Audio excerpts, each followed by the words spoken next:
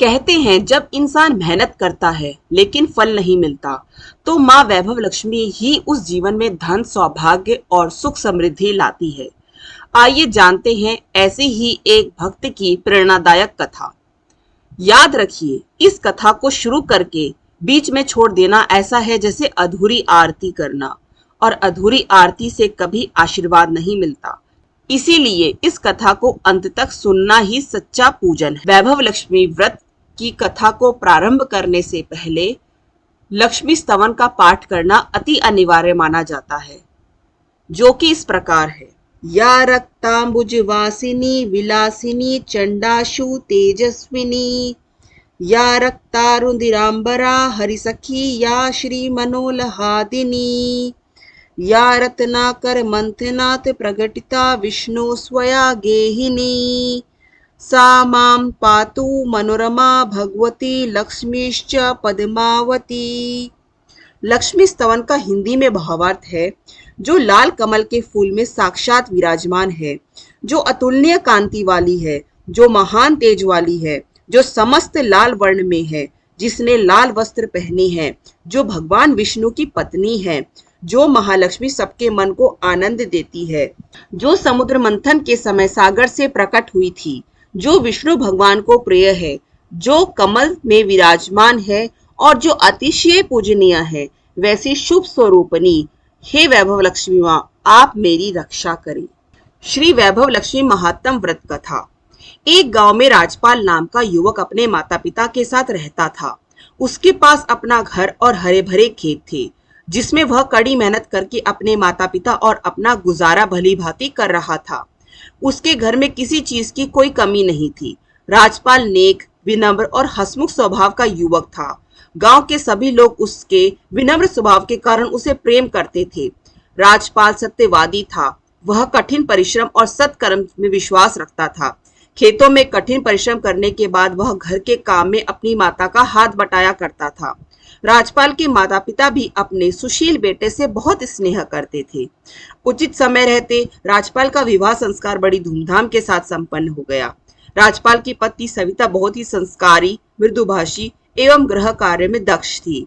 सविता अपने सास ससुर की सेवा निस्वार्थ भाव एवं पूर्ण मनोयोग से करती थी। वह अपने भविष्य के लिए भी सजग रहती थी। राजपाल के माता पिता अपने पुत्र और पुत्रवधू के स्वभाव से अत्यधिक प्रसन्नचित्त थे। उन्हें अपने पुत्र व पुत्रवधू पर बहुत गर्व था। घर में सदैव हंसी खुशी का वातावरण बना रहता था। विवाह के वर्ष भर उपरांत राजपाल एक बेटे का पिता बन गया। वे दोनों बड़े लाड़ प्यार से अपने बेटे का पालन पोषण करने लगे। जैसे जैसे उनका बेटा बड़ा होने लगा, वैसे वैसे उन दोनों को अपने बच्चे की शिक्षा की चिंता सताने लगी। राजपाल और सविता अपने बेटे को उच्च शिक्षा देना चाहते थे, लेकिन गांव में कोई उच्च स्तरीय विश्वविद्यालय न था और उच्च शिक्षा के लिए अधिक धन की आवश्यकता भी थी। अतः उन्होंने घर में विचार विमर्श करने के बाद यह निश्चय लिया कि खेती बाड़ी का काम तो माता पिता संभालेंगे और हम शहर जाकर नौकरी करके अधिक धन कमाकर अपने बेटे को उच्च स्तरीय शिक्षा दिलाएंगे। राजपाल व सविता अपने बेटे को लेकर शहर पहुंच गए। शहर का वातावरण गांव से भिन्न था। गांव के लोग एक दूसरे के काम आते थे, परंतु शहर के लोगों का स्वभाव अलग था। सब अपने काम में व्यस्त रहते थे। कोई किसी की चिंता नहीं करता था। भक्ति भावना, दया, परोपकार जैसे संस्कार शहर में बहुत कम देखने को मिलते थे। राजपाल को शीघ्र ही एक मिल में नौकरी मिल गई। घर का गुजारा सुख शांति से चल रहा था।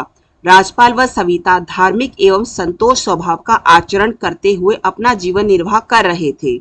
राजपाल और सविता जिस मोहल्ले में रहते थे, वही कुछ दूरी पर भी श्री भगवान लक्ष्मी नारायण जी का भव्य एवं सुंदर मंदिर था।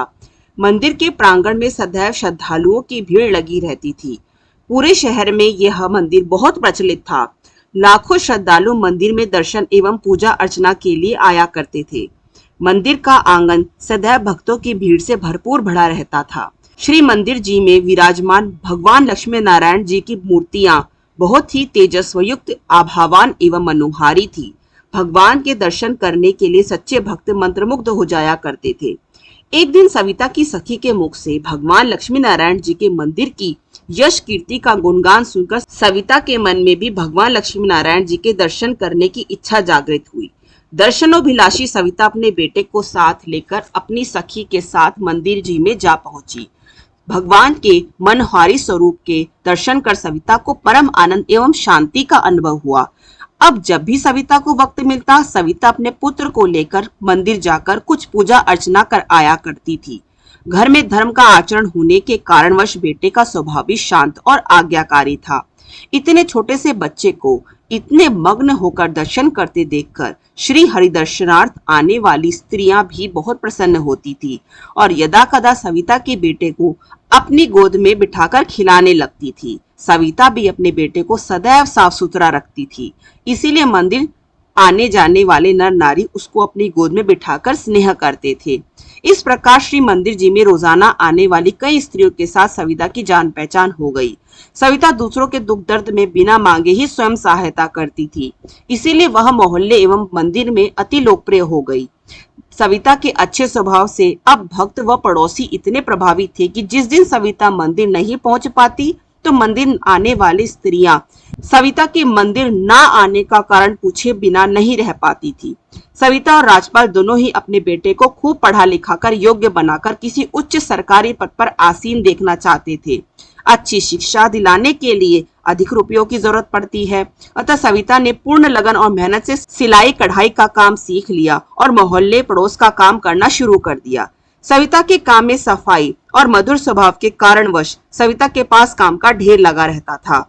जो देता वह प्रेम पूर्वक रख लेती और बढ़िया काम करके देती। उधर राजपाल भी जी जान से मेहनत कर रहा था।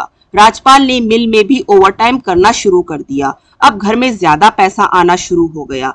पैसे के साथ साथ मन में नई नई आशाएं भी जवान होने लगी। अब तनख्वाह और ओवरटाइम का पैसा भी राजपाल को थोड़ा लगने लगा।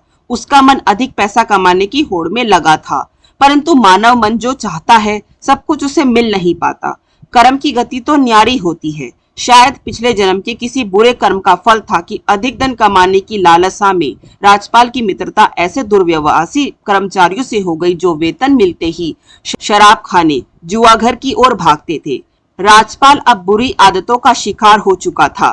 पिछले कई वर्षों से पति पत्नी दोनों ने मिलकर जो धन बड़ी कड़ी मेहनत से एकत्रित किया था, सब का सब राजपाल की बुरी संगत के कारण शराब, जुए, घोड़े की रेस के भेंट चढ़ गया। घर की इज्जत बचाने और पेट की भूख शांत करने के लिए धीरे धीरे घर का सामान भी बिकना शुरू हो गया।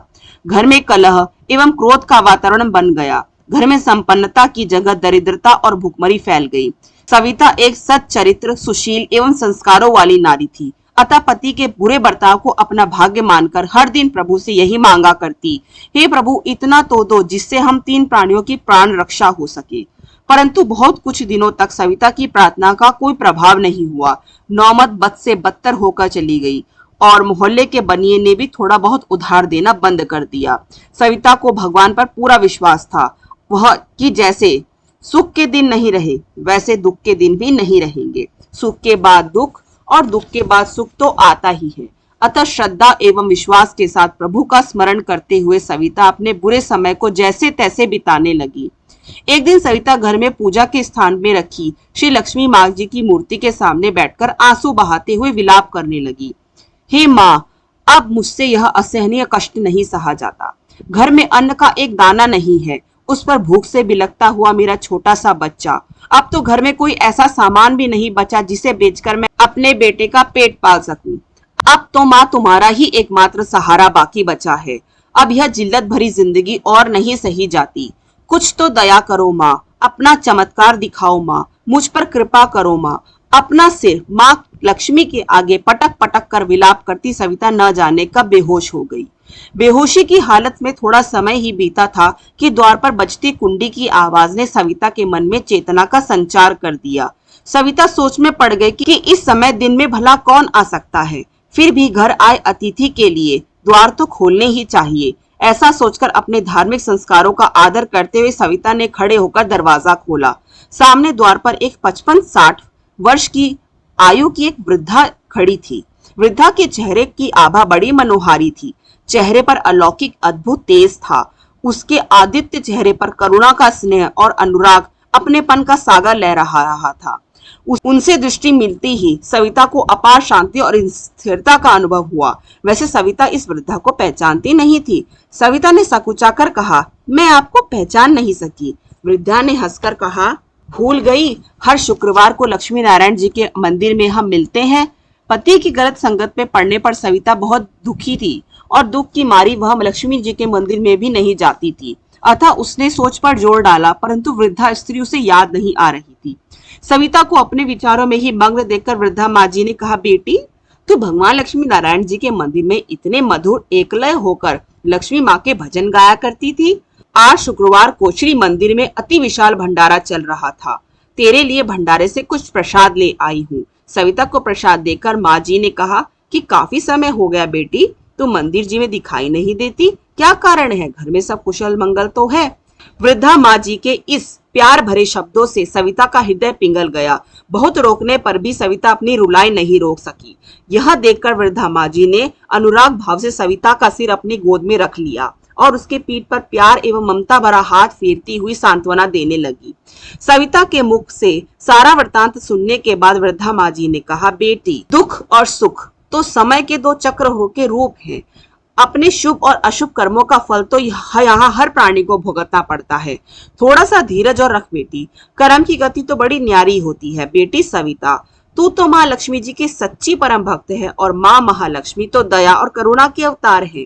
मेरा मन कहता है, अगर तुम मेरी बात मानकर अगले शुक्रवार से श्री महालक्ष्मी जी का वैभव लक्ष्मी व्रत करना आरंभ करोगी तो व्रत के शुभ प्रभाव से तुम्हारी सभी मनोकामना पूर्ण हो जाएंगी। तेरा पति कुमार्ग का त्याग करके सद्मार्ग पर चलने लगेगा। तेरे घर में धन संपदा की दिन दोगुनी रात चौगुनी वृद्धि होकर खूब फले फूलेगा। तेरा पुत्र भी श्री महालक्ष्मी जी के व्रत के शुभ प्रभाव से खूब हष्ट पुष्ट निरोगी अति विद्वान एवं सुयोग्य होकर बड़ा होकर अपने वंश कुल का नाम रोशन करेगा। अपने खानदान का सुयश चारों दिशाओं में फैलाएगा। वृद्धा माँ जी के मुख से श्री वैभव लक्ष्मी व्रत करने की बात सुनकर सविता के टूटे दिल को सहारा मिल गया। तू मन लगाकर महालक्ष्मी का व्रत कर बेटी, सब कुछ ठीक हो जाएगा, सब मंगल ही मंगल होगा। यह विचार करते ही सविता के चेहरे पर चमक आ गई, दिल में जीने की तमन्ना जाग उठी। सविता ने पूछा, हे माँ जी, श्री महालक्ष्मी माँ का श्री वैभव लक्ष्मी व्रत किस प्रकार किया जाता है, वह संपूर्ण विधि विधान मुझे बताइए। मेरा मन व्रत करने को उत्सुक है। वृद्धा माँ जी ने कहा, बेटी सविता, माँ महालक्ष्मी का व्रत बहुत ही सरल है। जो प्राणी शुद्ध मन वचन काया से एकाग्रचित होकर पूर्ण मनोयोग से भक्ति से व्रत करता है, उसकी सब मनोकामना पूर्ण होती है। ऐसा कहकर वृद्धा माँ ने श्री वैभव लक्ष्मी व्रत की विधि विधान सविता को बताने लगी। तो हे पुत्री सविता, श्री वैभव लक्ष्मी व्रत बहुत ही सीधा साधा व आसान है। इस व्रत में धन और स्वर्ण गहना आभूषण की भी शास्त्रीय विधि विधान से उपासना करनी चाहिए। व्रत का उद्यापन शास्त्रीय विधि विधान के अनुसार ही करना चाहिए। प्रारंभ में थोड़ी अवधि का ही व्रत संकल्प लेना चाहिए। व्रत आरंभ करने वाले शुक्रवार के दिन प्रातः काल जल्दी उठकर शौच एवं स्नान आदि से निवृत्त होकर धुले साफ वस्त्र पहन के सारा दिन ही मन में जय माँ लक्ष्मी का जयकारा लगाते रहे।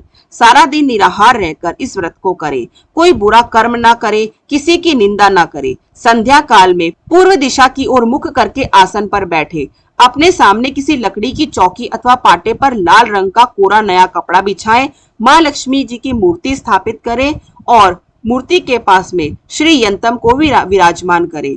अब जल से भरे तांबे के कलश को एक और माँ लक्ष्मी जी के चित्र के निकट ही थोड़े से चावल की ढेरी के ऊपर चौकी पर ही रखें।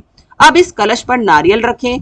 अब माँ लक्ष्मी के चित्र एवं श्री यंत्रम के ठीक सामने चावलों की एक अन्य ढेरी बनाएं। इस चावल की ढेरी के ऊपर कांसे तांबे का कटोरी रखें और उस कटोरी के अंदर चांदी का, सोने का आभूषण रखें। यदि घर में कोई गहना या आभूषण नहीं है तो नगद रुपया या सिक्का भी रख सकते हैं। देसी घी का दीपक जलाएं। धूप बत्ती अगरबत्ती सुलगा कर रखें। श्री वैभव लक्ष्मी व्रत में स्वर्ण एवं श्री यंत्रम का पूजन करना बहुत जरूरी है, क्योंकि माँ लक्ष्मी जी को श्री यंत्रम अत्यंत प्रिय है। माँ लक्ष्मी जी के बहुत से परम मनोहारी स्वरूप है।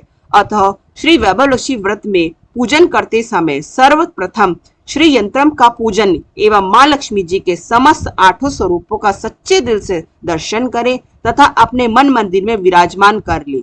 अब श्री लक्ष्मी स्तवन का पाठ करें। इसके बाद जल, रोली, हल्दी, कुमकुम, रक्त लाल चंदन, चावल, लाल गुलाब या लाल कमल पुष्प से स्वर्ण आभूषण, गहना एवं श्री यंत्रम की पूजा अर्चना करनी चाहिए। बतासे तथा 5 प्रकार के ऋतुफल का भोग लगाएं। इतना ना हो सके तो थोड़ी सी शक्कर या गुड़ का भोग लगाएं। आटे को घी में भूनकर उसमें चीनी मिलाकर पंजरी बना ले, पंजरी का भी भोग लगाएं। यदि कर सके तो पंजरी में हलवा, खीर, केला, सेब, अमरूद, खीरा आदि के टुकड़े भी मिला सकते हैं। पूजन करते समय तथा अंत में माँ लक्ष्मी जी की से निम्न प्रार्थना करें। हे माँ वैभव लक्ष्मी, तुम्हारे अनेक परम मनोहारी स्वरूप हैं। तुम ही सारे संसार को सुख, वैभव एवं ऐश्वर्य प्रदान करने वाली हो। आप ही भगवान विष्णु की अर्धांगिनी हैं। आप अति दयालु एवं ममता की अथाह सागर हैं। जहां आपका वास है वहां पर कभी भी दुख, दरिद्रता नहीं आ सकती। मैं यथाशक्ति पूर्ण मनोयोग से पूर्ण भक्ति भाव पूर्वक आपका पूजन एवं व्रत कर रही हूँ। मुझ पापिन को भी अपनी भक्त स्वीकार करके मेरी यह तुच्छ पूजा स्वीकार करे। माँ, मुझ अभागन पर भी प्रसन्न होए। आप अपनी कृपा करें और मेरी मनोकामना पूर्ण करें। माँ, मैं आपकी चरण शरण में हूँ। मुझ दीन पर दया करे, कृपा करे माँ, मेरी विनती स्वीकार करे माँ। जय माँ वैभव लक्ष्मी। पूजन समाप्ति के बाद अब चौकी पर रखते जलते दीपक से या कपूर से माँ लक्ष्मी जी की आरती करें। आरती करने के बाद कम से कम 11 बार जय माँ लक्ष्मी का पूर्ण मनोयोग से भक्ति भाव से जयकारा लगाएं, भजन गाएं, श्री लक्ष्मी महिमा गाएं और लक्ष्मी चालीसा का पाठ करें। अब जो आपके मन में मनोकामना हो उसे पूरी करने के लिए श्री वैभव लक्ष्मी माँ से प्रार्थना विनती करें। जितने शुक्रवार व्रत करने की आपने मन में संकल्प लिया है वह माँ लक्ष्मी जी के सामने कहे। अब पंजरी को पूजन के समय उपस्थित भक्तों में प्रसाद के रूप में बांटे। थोड़ा सा प्रसाद अपने लिए भी रखे। सिर्फ प्रसाद खाकर शुक्रवार को शुभ करे। अंत में कम से कम एक कन्या को अवश्य जिमाए एवं पुस्तक भेंट करने के बाद अपनी सामर्थ्य के अनुसार दान दक्षिणा भी देनी चाहिए। इसके बाद कटोरी या प्लेट में रखा गहना, आभूषण या रुपया उठाकर तिजोरी में रख लीजिए। श्री लक्ष्मी जी की मूर्ति को यथास्थान पर और यंत्रम को भी यथास्थान पर प्रतिदिन की पूजा की जगह रख दीजिए। कलश के जल को तुलसी क्यारी में डाल दीजिए। चावल के दानों को पक्षियों को चुगने के लिए छत पर या ऐसी स्थान पर डाल दीजिए जहां वे चावल पैरों में न आए। व्रत के रखने के वाले साधक भक्त के लिए यह आवश्यक है कि वह स्वयं प्रेम पूर्वक व्रत कथा का पाठ करे तथा अन्य प्राणियों को भी सर्व मंगल करने वाली यह चमत्कारी श्री वैभव लक्ष्मी व्रत कथा सुनाए। इस प्रकार शास्त्र विधि विधान के अनुसार व्रत करने से साधक भक्त को संपूर्ण फल अवश्य मिलता है। माँ लक्ष्मी अपने भक्तों का कल्याण करती है। इस परम पावन व्रत के शुभ प्रभाव से सब दुख विपत्तियां स्वयं ही नष्ट होकर दरिद्र से दरिद्र भक्त भी मालामाल हो जाता है। संसार के भौतिक सुख उसके चरणों के दास बन जाते हैं। संतानहीन बांझ स्त्री को पुत्र रत्न की प्राप्ति होती है। सौभाग्यवती स्त्री को सौभाग्य अखंड मिलता है। कुंवारी लड़की को मनभावन पति एवं संपन्न घरबार मिलता है। यह सुनकर सविता के मन में अपार आनंद छा गया। सविता ने वृद्धा माँ जी से पूछा, माँ जी, आपने श्री वैभव लक्ष्मी व्रत की जो शास्त्र विधि मुझे बताई है मैं उसी अनुसार व्रत करूंगी, किंतु अब कृपा करके व्रत की उद्यापन विधि भी बताने की अनुकंपा करें ताकि मेरे व्रत सफल हो सके। वृद्धा माँ जी ने कहा, 11 या 21 जितने भी व्रत करने का संकल्प लिया है उतने शुक्रवार इस वैभव ऋषि व्रत को पूरी श्रद्धा, भक्ति भाव तथा पूर्ण मनोयोग से व्रत करें। आखिरी व्रत शुक्रवार के दिन खीर या नैवेद्य बनाएं। पूजन विधि हर शुक्रवार की तरह करते हैं उसी प्रकार करें। माँ लक्ष्मी का पूजन विधि पूर्वक करने के बाद आज नारियल को फोड़ें और कम से कम 7 कुंवारी छोटी कन्याओं के मस्तक पर कुमकुम का तिलक लगाकर उन्हें भोजन खिलाएं, खीर खिलाएं, श्रीफल का टुकड़ा प्रसाद में दें और सबको खीर का प्रसाद भी दें। अब कम से कम उन 7 कन्याओं को श्री वैभव लक्ष्मी व्रत की एक पुस्तक उपहार में दें। संभव हो तो उपस्थित सभी भक्तों को, अपने रिश्तेदारों को, अपने पड़ोसियों को एक पुस्तक भेंट करें। इस व्रत में श्री वैभव लक्ष्मी व्रत कथा की पुस्तक के दान का बड़ा भारी महत्व माना गया है। इस व्रत कथा को पढ़ने से दूसरों को भी व्रत करने की प्रेरणा मिलती है। संसार के प्राणियों का कल्याण होता है। इससे व्रत करने वाले भक्त के पुण्य का थोड़ा सा अंश भी व्रत कथा की पुस्तक भेंट करने वाले को मिलता है।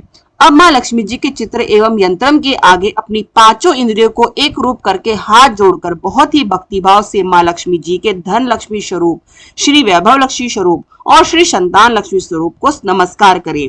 माँ लक्ष्मी जी की यह तीनों स्वरूप विशेष रूप से मानव जीवन में अथाह ऐश्वर्य, वैभव, धन संपदा और सुख शांति भर देने वाले हैं।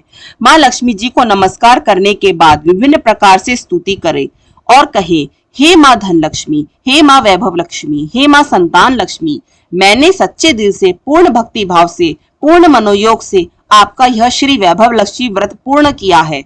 मेरे व्रत को स्वीकार करो माँ। हे माँ लक्ष्मी, आप तो दया की सागर हैं, आपकी महिमा अपरंपार है। आप ही अपनी कृपा से संतानहीन को संतान देती हैं, दरिद्र को धनवान बनाती हैं, भाग्यहीन को भाग्यवान बनाती हैं। हे कृपालु माँ, मेरी भी सब कष्ट पीड़ाएं नष्ट करो, मेरी मनोकामना पूर्ण करो माँ, मुझ पर भी प्रसन्न हो माँ, मेरी विनती स्वीकार करो माँ, मुझे भी अपना चमत्कार दिखाओ माँ, हम सबका कल्याण करो। जिसे संतान नहीं हो उसे संतान रूप में पुत्र दो। सौभाग्यशाली स्त्री का सौभाग्य अखंड बनाए रखना माँ। कुंवारी लड़की को उसका मनभावन पति एवं संपन्न घर बार देना।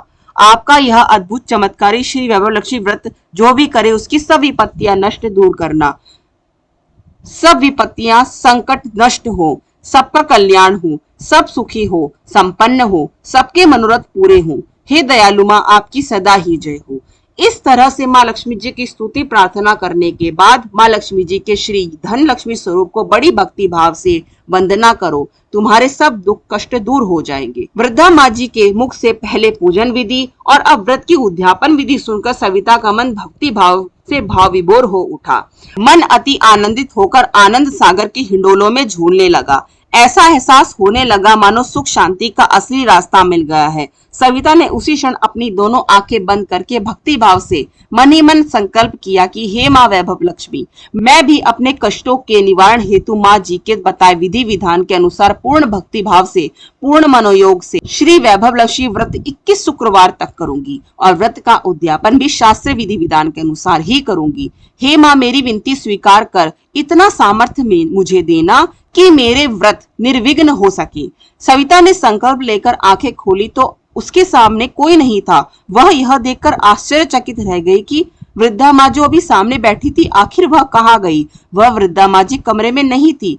अब तो कमरे का रंग रूप ही बदला हुआ था। कमरे के कोने में आटे की बोरी, चावल की बोरी, घी का कनस्तर, दाल, चीनी एवं अन्य मसाले पर्याप्त मात्रा में रखे हुए थे। वह समझ गई कि वह वृद्धा माँ कोई और नहीं बल्कि साक्षात महालक्ष्मी जी ही थी। माँ लक्ष्मी जी की तस्वीर के आगे लाल सनील की एक थैली रखी थी। आगे बढ़कर सविता ने थैली खोली तो उसमें 1001 रुपए मिले। सविता को अपने शरीर में भी कुछ परिवर्तन महसूस होने लगा। उसकी जो काया सुबह से टूटी टूटी थी वह अब उसे स्वस्थ महसूस हो रही थी।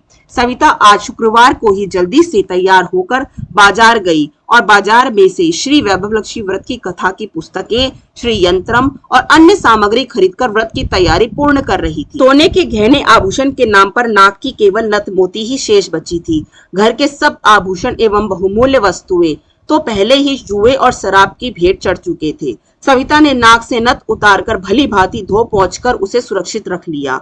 अगले शुक्रवार को ही प्रातः सविता ने जल्दी से शौच एवं स्नान आदि से निवृत्त होकर साफ सुथरे कपड़े पहन लिए और मन ही मन में पूर्ण श्रद्धा भाव से, पूर्ण भक्ति भाव से, पूर्ण मनोयोग से जय माँ लक्ष्मी का जयकारा लगाती रही। सारे दिन निराहार रहकर माँ लक्ष्मी का स्मरण ध्यान करती हुई जय माँ लक्ष्मी का जयकारा लगाती रही। संध्या हुई तो हाथ मुंह धोकर सविता पूर्व दिशा की ओर मुंह करके बैठ गई और वृद्धा माँ जी ने जो शास्त्र विधि बताई थी उसी के अनुसार श्री महालक्ष्मी माँ का वंदन, स्तवन, पूजन तथा आरती आदि सब कार्य सच्चे मन से पूरे किए। घर में जो थोड़ी शक्कर थी वही प्रसाद में रखकर बड़े ही सादगी से परंतु पूर्ण मनोयोग से भक्ति भाव पूर्वक श्री वैभव लक्ष्मी व्रत पूरा किया। श्री लक्ष्मी पूजन के बाद अपने पति के चरण छूकर उसे सबसे पहले प्रसाद खिलाया। प्रसाद खाते ही राजपाल के दिल में सविता के प्रति प्रेम अनुराग उमड़ पड़ा। राजपाल मन ही मन अपने आप को सविता का अपराधी मान रहा था। उस दिन राजपाल ने सविता का कहना माना। घर में कोई लड़ाई झगड़ा एवं कलह कलेश नहीं हुए। आज सविता का मन बहुत खुश था। सविता ने इसे माँ के शुभ प्रभाव कहीं माना था। सविता के मन में श्री वैभवलक्ष्मी व्रत के लिए अगाध श्रद्धा एवं भक्ति उत्पन्न हो गई। प्रसाद वितरण के बाद कन्याओं को भोजन कराया एवं श्री वैभवलक्ष्मी व्रत की पुस्तक भी भेंट की और नगद दक्षिणा भी दी। फिर स्वयं भी भक्तिभाव से प्रसाद खा लिया। रात्रि के आगमन से पूर्ण ही राजपाल का हृदय आत्मग्लानि एवं पश्चाताप से भाविभोर हो उठा। वह उठकर सविता के पास पहुंचा और अपने बुरे बर्ताव एवं अपशब्द के लिए माफी मांगने लगा कि हे सविता, आज तो तुम सचमुच देवी का अवतार लग रही हो। तुम पर तो देवी माँ का स्वरूप छाया हुआ है। मैं अज्ञानी ही दुष्ट पापियों की संगति में पड़कर अपने ही हाथों से अपने घर परिवार को नाश की कगार पर ले आया था, परंतु आज मेरी आंखें खुल गई है। मुझे आज अपनी गलती का एहसास हो गया है और यह सब देवी माँ के प्रताप से ही संभव हुआ है। कहते ही राजपाल ने पुनः सच्चे मन से पूर्ण श्रद्धा से श्री लक्ष्मी माँ को साष्टांग नमस्कार करते हुए अपने अपराधों को क्षमा कर देने हेतु प्रार्थना की तथा अभक्ष्य एवं नशीली वस्तुओं का कभी भी सेवन नहीं करने की प्रतिज्ञा की। हे सविता, आज तुम भी मुझे क्षमा कर दो। मैं कसम खाता हूँ कि आज से शराबी, कबाबी, जुआरी दोस्तों के साथ नहीं बैठूंगा। मेरा विश्वास करो। अपने पति के मुख से ऐसे पश्चाताप भरे शब्द सुनकर धर्मपरायण पतिव्रता सविता के मन में अपार हर्ष छा गया। मन मयूर नाच उठा। सविता ने अपना सिर राजपाल के कंधे पर टिका दिया और स्नेहपूर्वक स्वर में बोली, हे स्वामी, बीती को अब हमेशा के लिए बिसार दीजिए। जो हो गया सो हो गया। माँ भगवती वैभवलक्ष्मी की असीम अनुकंपा से हमारे घर में फिर से सुख, शांति एवं आनंद का आगमन होगा। अब अगले शुक्रवार से आप भी मेरे साथ श्री वैभवलक्ष्मी व्रत किया करें। सविता के मुख से ऐसे अपनेपन भरे वचन सुनकर राजपाल का रोम रोम पुलकित हो उठा। भोजन करने के बाद राजपाल ने भी अपनी पत्नी सविता के साथ ही श्री वैभवलक्ष्मी व्रत करने का संकल्प ले लिया। दूसरे शुक्रवार को राजपाल एवं सविता दोनों ने ही पूर्ण विधि विधान पूर्वक माँ वैभवलक्ष्मी व्रत का पूजन आरती करने के बाद कन्याओं को जिमाया और उन्हें श्री वैभवलक्ष्मी व्रत की कथा की पुस्तक भेंट की। इस प्रकार सविता ने सच्चे मन से पूर्ण श्रद्धा मनोयोग से बहुत ही भक्तिभाव पूर्वक 21 शुक्रवार तक श्री वैभवलक्ष्मी व्रत किए। 21वें शुक्रवार को माँ वृद्धा जी के बताए अनुसार उद्यापन करके 7 कुंवारी कन्याओं को भोजन कराया। 7 कन्याओं को श्री वैभवलक्ष्मी व्रत कथा की एक पुस्तक भेंट की। मोहल्ले पड़ोस में आए सभी भक्तों को भी प्रसाद दिया और एक पुस्तक श्री वैभवलक्ष्मी व्रत कथा की भेंट की। इसके बाद श्री वैभवलक्ष्मी माँ के धन लक्ष्मी स्वरूप की छवि की भक्ति भाव से वंदना करने के बाद मन ही मन प्रार्थना करने लगी कि हे माँ धनलक्ष्मी, मैंने आपके श्री वैभवलक्ष्मी व्रत करने की जो मन्नत मांगी थी वह व्रत आज पूर्ण हुए हैं। दयालु माँ, मेरा व्रत पूजन स्वीकार करो। मुझ पर प्रसन्न हो माँ। मेरा व्रत समस्त दुख पीड़ाओं विपत्तियों का नाश करो। मेरी सभी इच्छाओं को पूर्ण करो माँ। हम सबका कल्याण करो। जिसे संतान न हो उसे संतान देना। सौभाग्यवती स्त्री का सौभाग्य अखंड एवं अटल बनाए रखना। कुंवारी लड़की को उसका मनभावन पति एवं संपन्न घर बार देना। आपकी सदा ही जय हो। हे माँ, इस संसार में जो भी आपका यह अद्भुत चमत्कारी श्री वैभवलक्ष्मी व्रत करे उसकी सब विपत्ति कष्ट दूर करना, उसको सुखी और संपन्न करना, सब पर प्रसन्न होना। हे माँ, आपकी महिमा अपरंपार है। आप पल भर में कल्याण करने वाली हो। आप ही चमत्कार दिखाने वाली हो। इस प्रकार प्रार्थना विनती करने के बाद पूर्ण मनोयोग से माँ वैभवलक्ष्मी व्रत का जयकारा लगाना।